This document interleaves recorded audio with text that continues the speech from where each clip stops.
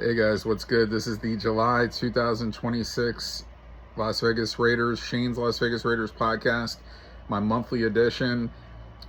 Not much to report going into training camp, which I believe rookies have to report July the 23rd, veterans have to report by July the 28th, and the first full pad practice is going to be on August the 3rd. So and then we're getting into the preseason, regular season. It's all going to happen really fast.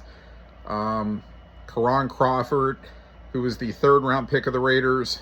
He's a linebacker, defensive end. He has signed his rookie contract, his 4-year rookie contract. That only leaves 2 Raider rookies not signed. Of course, that is the future great Fernando Mendoza, the quarterback. And he'll sign, I'm sure soon, but they're getting details worked out. And Jermon McCoy, cornerback from Tennessee, he is still unsigned, and I'm sure both these guys are going to get done, by when training camp starts, both their contracts.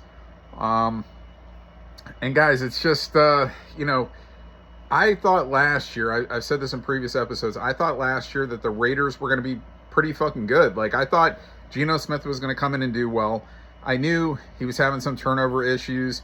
Well, he did way back when he was in his first couple of years with the Jets, and that's basically what put him on the bench for a long time. Then when he got that second chance as a starter with Seattle, he actually did, really well. I mean, this guy was like playing top-tier quarterback football. But at the same time, if you really looked at it, that last year in Seattle before the Raiders got him, there was a lot of interceptions, a lot of sacks taken. And the thing about Geno was, man, is just a lot of those sacks did not need to be taken. Like, it wasn't all the offensive line's fault. And the Raiders' offensive line was beat up last year. All last year, there was key injuries, specifically Colton Miller, the left tackle, who missed the bulk of the season. And, look, Geno, sure, like any quarterback. I mean, if you have a top tier, offensive line that's never going to allow any pressure, that just doesn't exist. Even the best offensive lines, if you watch the game film, you'll see usually there is pressure, several plays where the quarterback is extending the play with his legs and, making a throw, getting a positive run, doing something. Geno Smith really did not want to extend plays. I mean, and I was kind of thinking he would, and he just didn't. He's like Derek Carr. I mean, he just stood there, and it was like statue mode, and he just didn't want to move, and you could say, oh yeah, he hung tough in the pocket, but that's completely stupid. I mean, when the pressure's coming, you got to move your feet. You got to try to extend the play. He didn't do that. He's gone.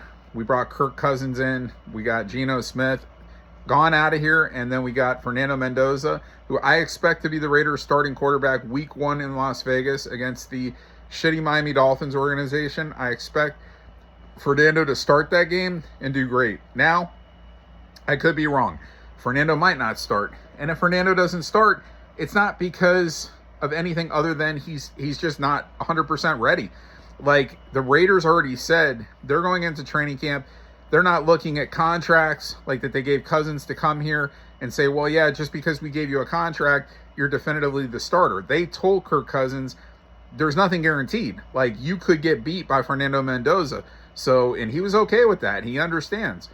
So I expect, and I'm not saying Kirk Cousins can't still play. And he played well last year when he came back in for the Falcons when Penix got hurt, and he looked pretty good. And so I'm not saying Kirk Cousins can't still play and be effective for the Raiders. I'm just saying that I think Fernando Mendoza is the best quarterback on this roster, and I think he's going to show that in training camp, and I think he's going to be there game 1. Again, if he's not, it's not just because Kirk Cousins is getting paid bigger money and Fernando is not yet with his rookie contract that he's going to sign soon. It's just because Kirk beat him, and I just don't think that's going to happen, but I might be wrong. We'll see. I've said that about 5 times, but we'll see.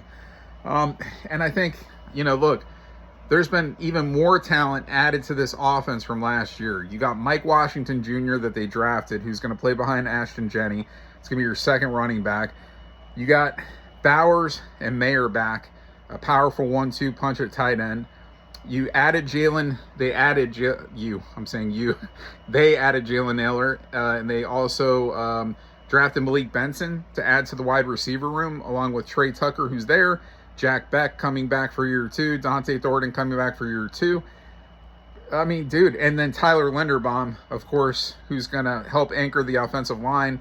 One of the best, if not the best, center in football, which I'll say he is the best center in football. And the Raiders paid him like it. So Colton Miller coming back healthy. Burford could win a position at one of the guards. Powers Johnson at the other guard position. DJ Glaze at right tackle. Possibly comes back and starts at right tackle, or somebody like Charles Grant beats him out. But it seems like DJ Glaze kind of has a lock on that spot at right tackle. So I think offensively, they got all the pieces. And they don't have to have... And they think Jalen Nailor could be like a top tier wide receiver. Like, he's got that kind of talent ability. And in Minnesota, he just wasn't getting the targets with, playing behind Justin Jefferson and a couple other guys that they had there. But Nailor always he was putting up solid numbers, catching touchdowns. He's got a big body, big target for quarterback to throw to. And defensively, they just added a lot of pieces too.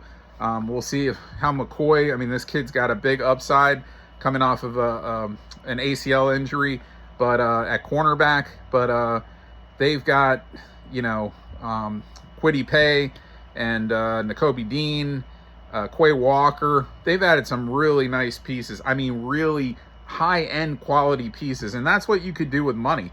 When you got the most money going into day one of free agency, you can do things like that. And there was actually a really good talent pool of players and players that were available for them to sign. So it just worked out for the Raiders. And, of course, thank God the Max Crosby trade did not go through with the Ravens. I just think it's just meant to be that he's with the Raiders for the remainder of his career, especially Mendoza coming in, all these new players, all these talented players coming in, like really high upside, good players. Guys, there's going to be some battles here in training camp, specifically Mendoza and Cousins at quarterback. And we're going to see. We're going to see what happens. And by my next episode, I'll probably have more insight about going into the regular season, but we'll still be in preseason, of course, in August. But I really don't have that much else to touch on here. Coach Kubiak, I think he's, for what a coach is, seems like, and it's like a lot of coaches, they're good for what a coach is, but the players are the ones that win and lose the games. Therefore, then those players are going to make the coaches look good or bad. And this is how coaches keep jobs or lose jobs. It's not to say that a coach is like awful because the team's doing bad. It's just that the players, the talent is not good. So you have to upgrade your talent. And Kubiak, he had a lot to work with last year in Seattle. They won the championship. He had a good offense over there.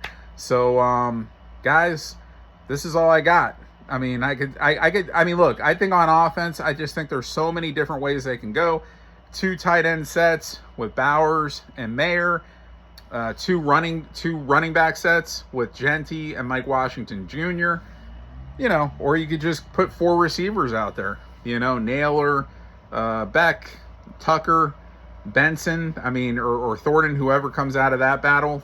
So there's just so many ways they could go here.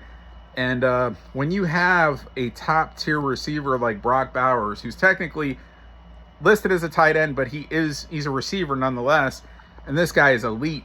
So you don't need a wide receiver that's going to be 1,000-yard wide out. It will be nice, but when you've got Brock Bowers, who has already proven he can go over 1,000 yards. Unfortunately, he was hurt a good amount of games last year. In his rookie year, he showed he was all pro. Last year, even in limited games, he still made the Pro Bowl. This guy is a beast. So, and then when you got Ashton Genty, he's going to catch the ball. He's going to run the ball. Washington is going to give him a bit of rest. He's going to make plays. Guys, a lot of weapons here. A lot of weapons for Mendoza or Cousins to work with. Guys, I'll be back next month with my next Las Vegas Raiders podcast. Until then, I'm out. I'm out of news. I got nothing else here really to touch on. Like I said, the great Al Davis's birthday just passed, July 4th. Happy birthday, like always. I'm a Yankees fan also.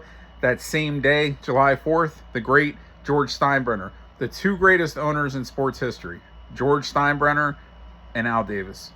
Bar none. So happy birthday to both. That's all I got, guys. I'll see you next month.